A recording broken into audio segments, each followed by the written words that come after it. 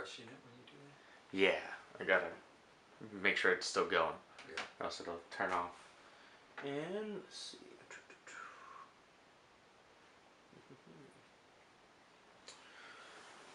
So, what does the life of a poet look like in this era, um, this modern day? What does that mean to you? What? We should be asking you that question, Andy. I'm going to cobble together something with teaching for UC Extension and doing workshops for community groups and doing ongoing classes at my house and buying or stealing as much writing time as I can. I've gotten very interested in this poem, Hello Paradise, Paradise Goodbye, where I was just doing, I think, what a lot of people do. They see what's happening, but they make some adjustments and make their own life have some ecologically sound things working in their own life, and get in touch with nature and say, well, okay, things are going to hell, but this part of the world seems okay and I'm feeling pretty good.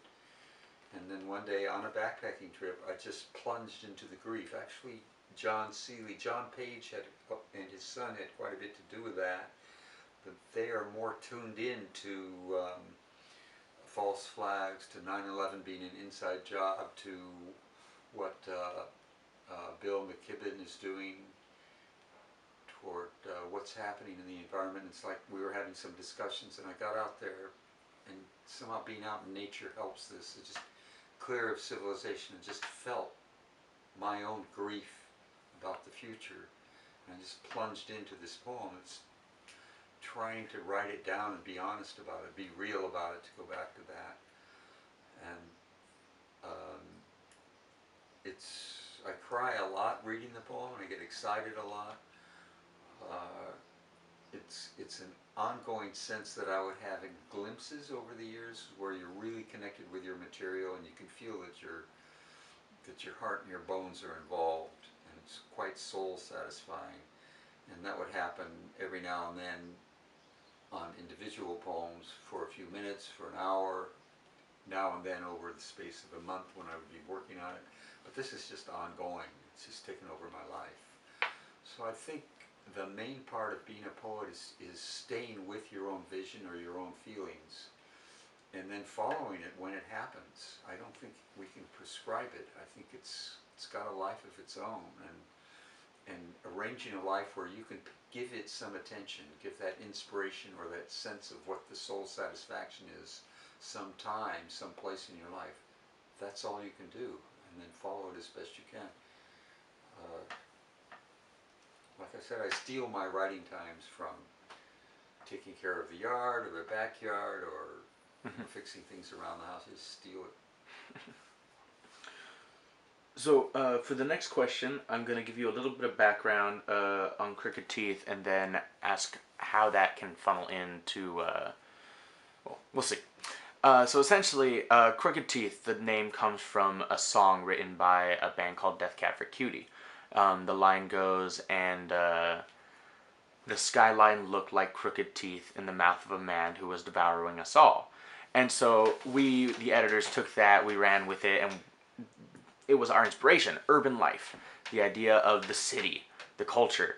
It's just essentially who you are, where you've been raised, what you've been doing with your life. How do you feel that has affected your art, your life in general, your message? Just the life you've lived, the places you've lived, the locations, the people you've met along the way. It can be it's a very open-ended question, and that's really what urban life is. It's a very open-ended definition. I've got to write down that line. Crooked teeth. The mouth that... Say it again. The skyline looked like crooked teeth in the mouth of a man who was devouring us all. That's awesome. That's got to go in Hello Paradise, Paradise Goodbye, in quotes. That's so perfect. You know, there's a short Diane DePrima lyric about a relationship where the sidewalk is crumbling into diamonds. In the sky, a mouth is opening to take you finally in. It's a very similar vision on a personal level. Well, I grew up in nature on the farm, and I'm really connected. I love the connection to nature, to the outdoors. I like geology. I like looking for crystals. I've done a lot of that. I've done a lot of backpacking. I get out whenever I can, and I'm very aware of the contrast between nature and urban life. I don't know that I can be very clear about it, except in contrast. We do a riding excursion in Costa Rica, and one of my favorite things is waking up at 5 in the morning when the howler monkeys start in the distance. You hear them. And then 20 minutes later, one of the birds starts, and by 6 o'clock, there's a whole symphony going on. And I have a part in Hello Paradise, Paradise Goodbye, where I catalog the sounds at 5 in the morning around here. And you can hear the freeway, and by then it's starting to pulse a little, and you can hear individual trucks as they go by, and you can hear the kind of metallic whine of Amtrak. You can hear the horns in the distance. And pretty soon a motorcycle starts up. If a motorcycle starts up even 2 blocks away, you hear it.